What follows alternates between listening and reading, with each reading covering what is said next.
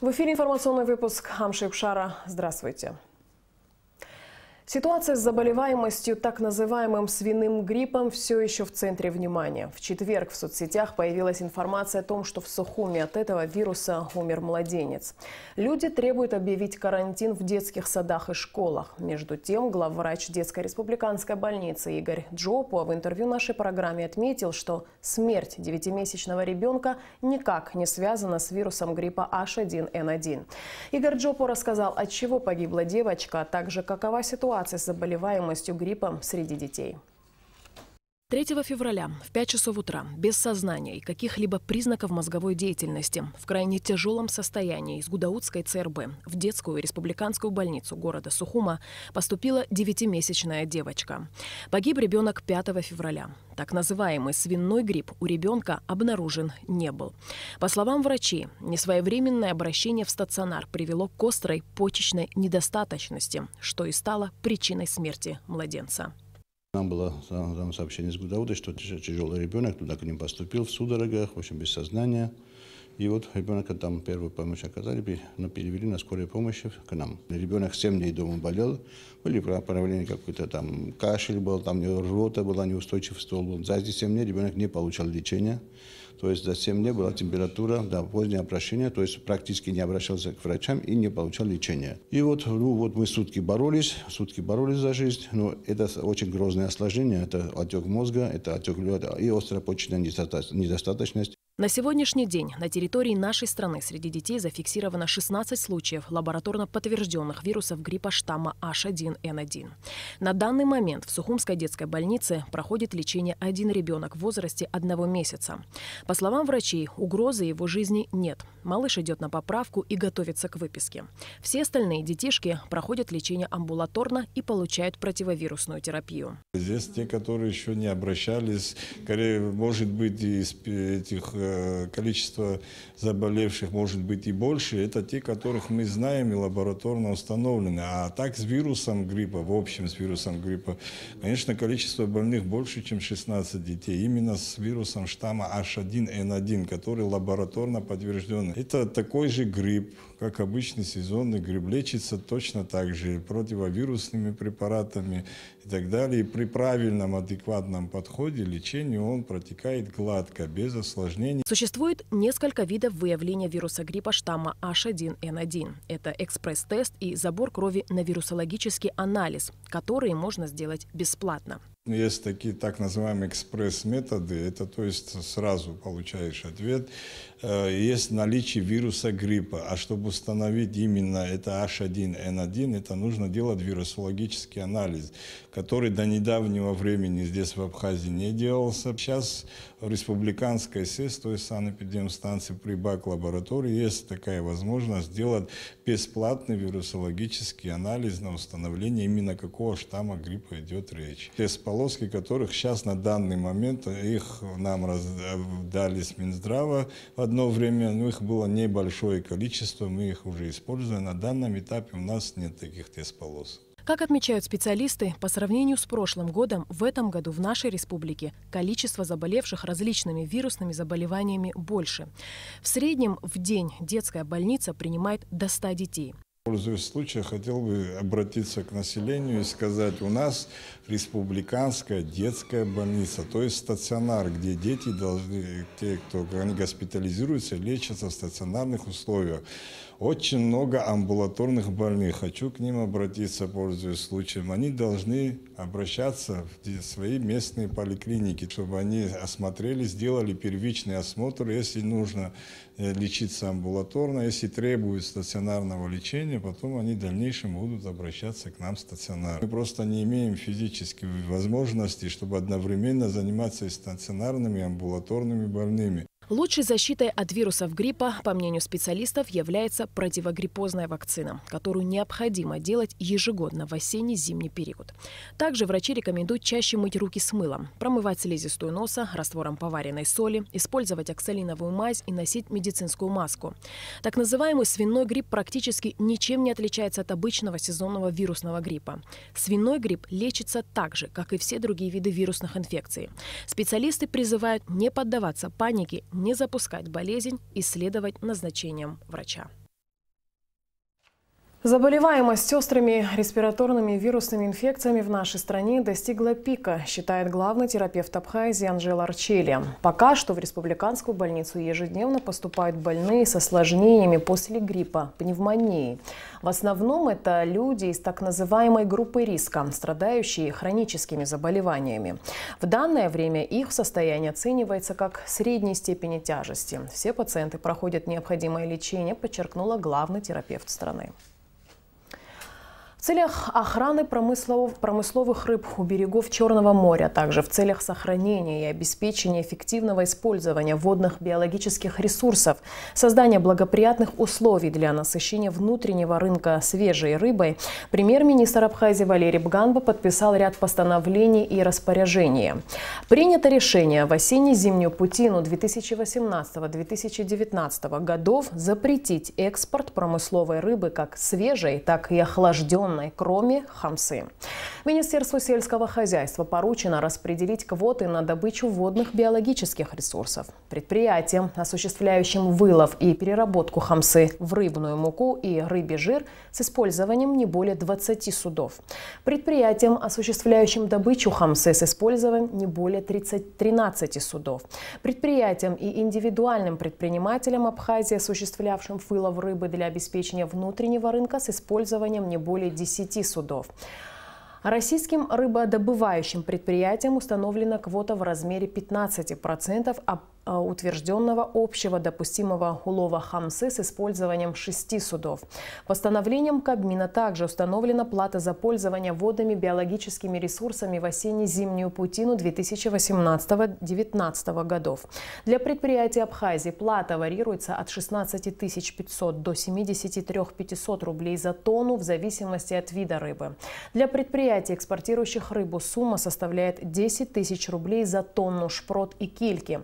Российские рыбодобывающие предприятия приравниваются к предприятиям Абхазии. Кроме того, в соответствии с распоряжением правительства запрещен вылов рыбы рыболовецкими судами в 500-метровой зоне от береговой линии повсеместно, а также лов рыбы, стоянка рыболовецких и транспортных судов в запретных районах и приустьевой зоне рек Псоу, Бзып, Мчиш, Гумиста, Келесур, Кадор, Алцга и Ингур.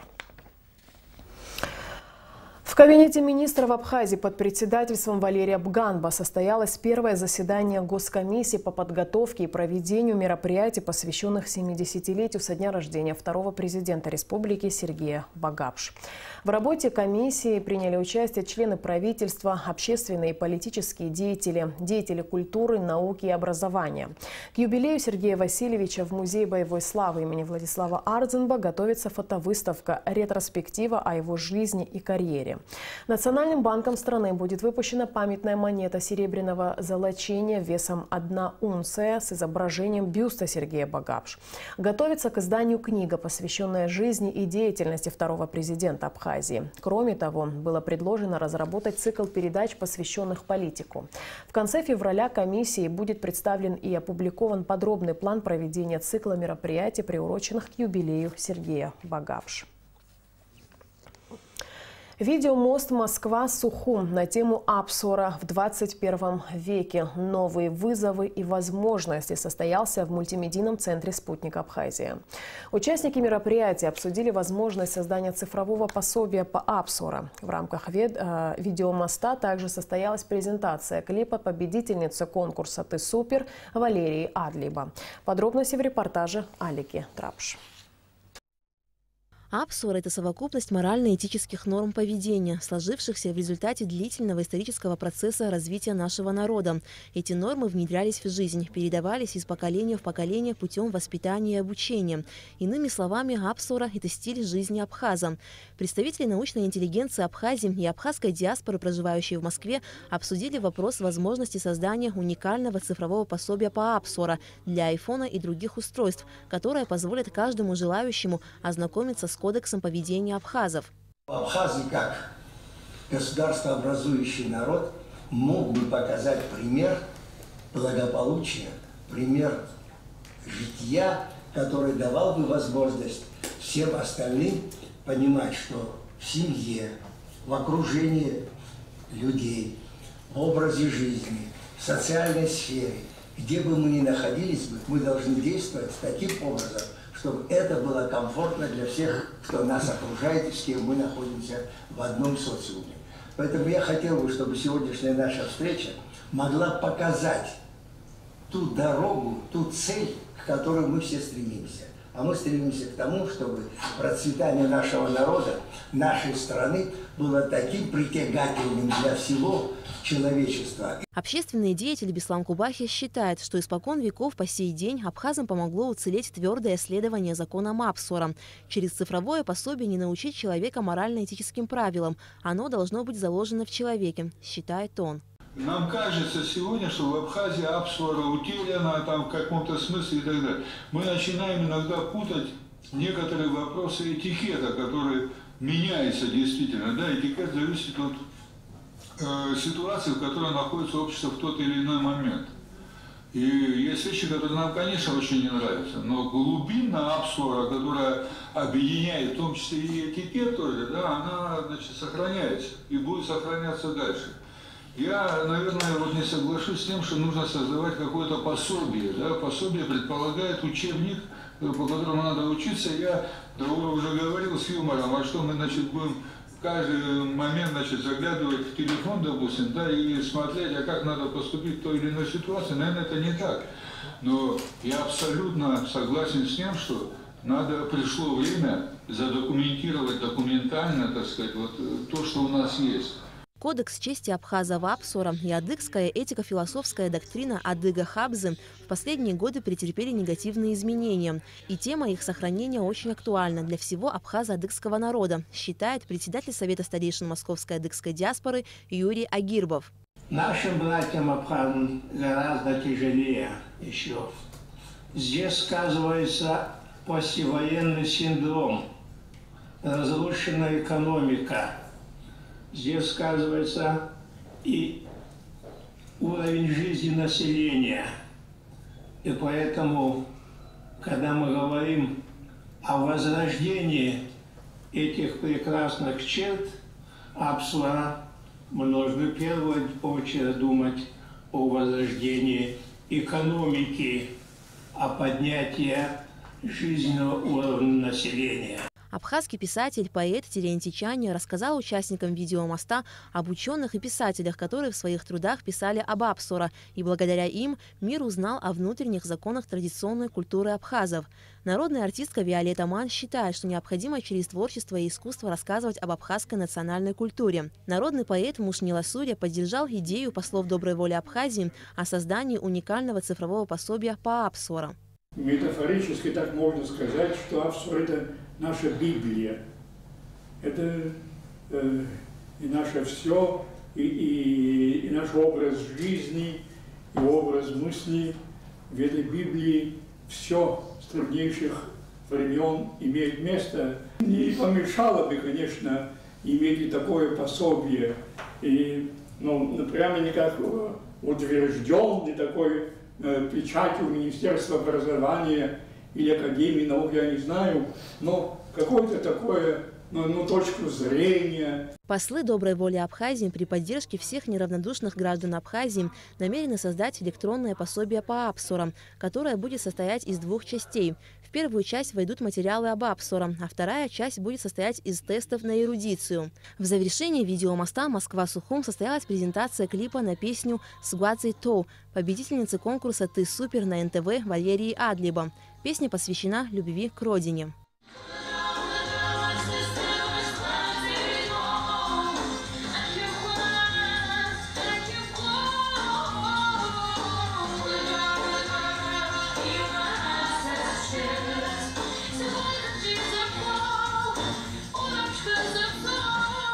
Алика Трапш, Алексей Агухава, Степан Мартиросян. Абхазское телевидение.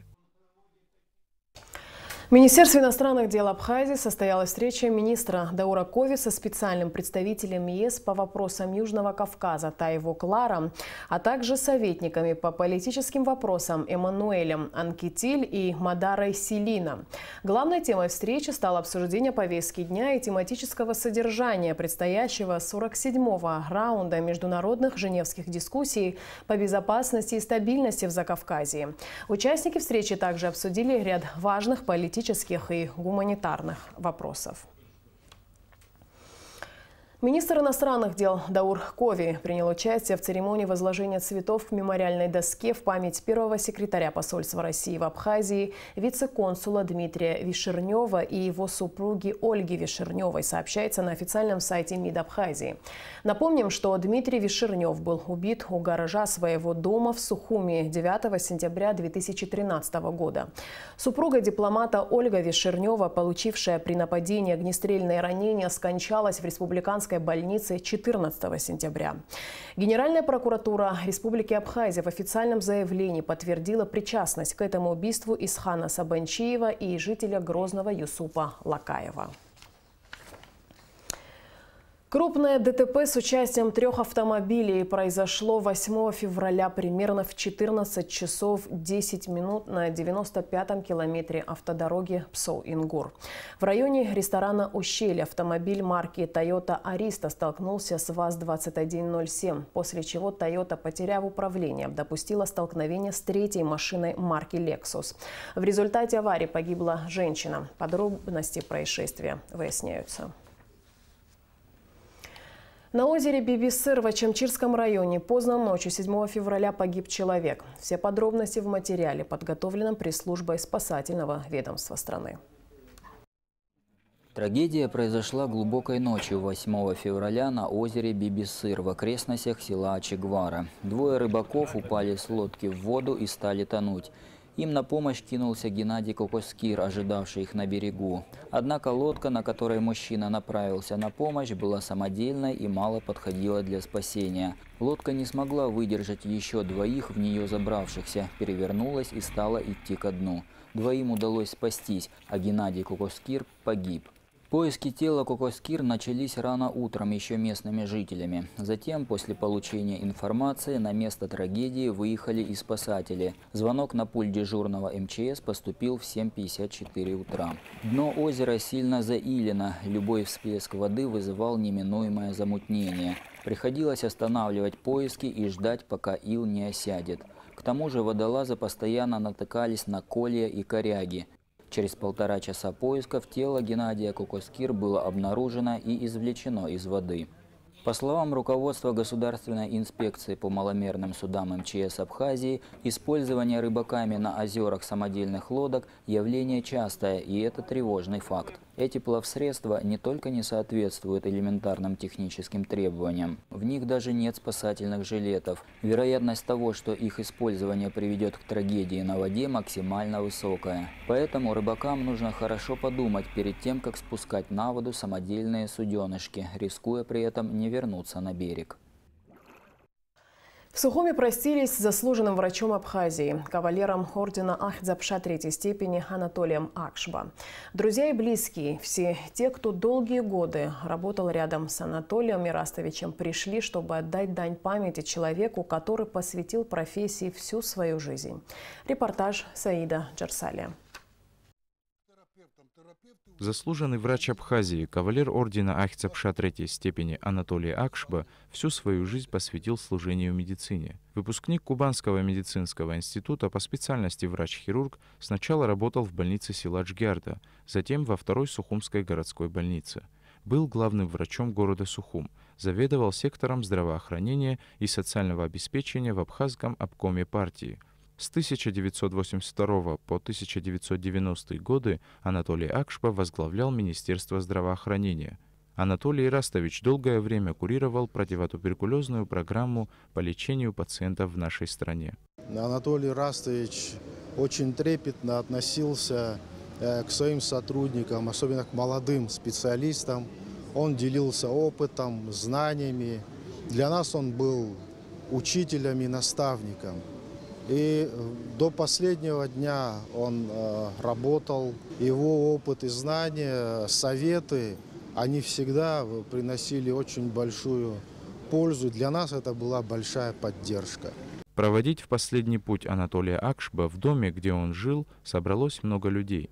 Друзья и близкие, все те, кто работал рядом с Анатолием Ирастовичем, пришли отдать дань памяти человеку, который посвятил жизнь профессии. Среди них члены правительства, представители здравоохранения Абхазии, общественные деятели. Для каждого из пришедших Анатолий Ирастович был немного своим.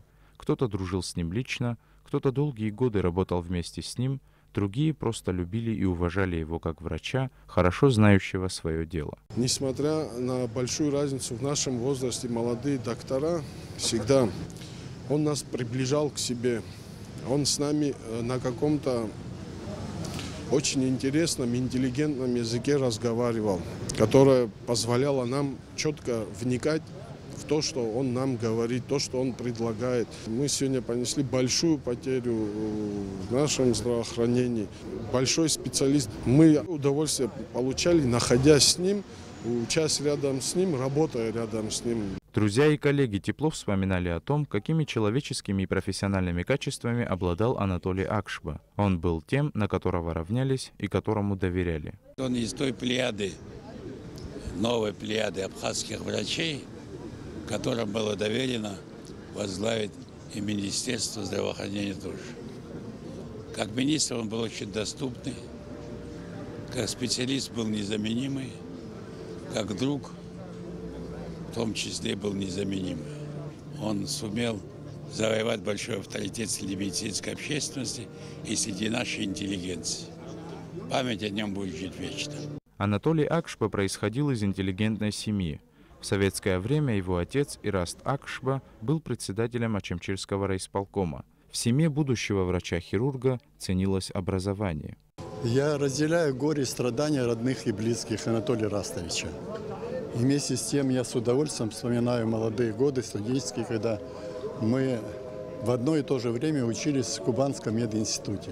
Он производил прекрасное впечатление. Он с любым мог найти, общий язык найти, разговаривал без стеснения, без такой заморозки.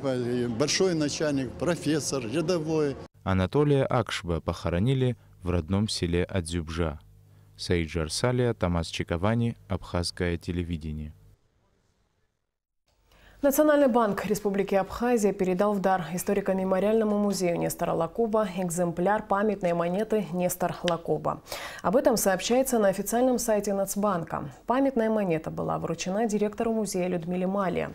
Серебряная монета номиналом 10 абсаров Нестор Лакоба серии «Выдающиеся личности Абхазии» приурочена к 125-летию со дня рождения государственного деятеля. Тираж монеты – 300 экземпляров.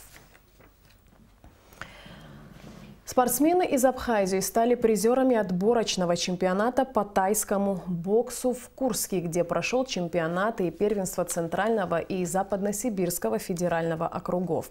В турнире приняли участие около 300 спортсменов из 21 региона Российской Федерации. Из Абхазии в соревнованиях участвовали 5 юных спортсменов. Давид и Леон Амичба заняли вторые места. Григорий Петякин и Суламита Дскуя стали бронзовыми призерами турнира. В итоге в чемпионате России по тайскому боксу, который пройдет в Перми с 27 по 31 марта, примут участие Суламита Дскуя, Давид и Леон Амичпа. Сейчас о погоде. По сообщению Гидромедцентра, в выходные дни в Абхазии ожидается облачная погода. Местами возможен дождь. В субботу ночью и утром преимущественно без осадков. Днем временами слабый и умеренный дождь. В предгорьях и горах снег с дождем. Температура воздуха ночью +3, 8, днем 6-11 тепла. На этом наш выпуск завершен. Всего доброго и до встречи в эфире.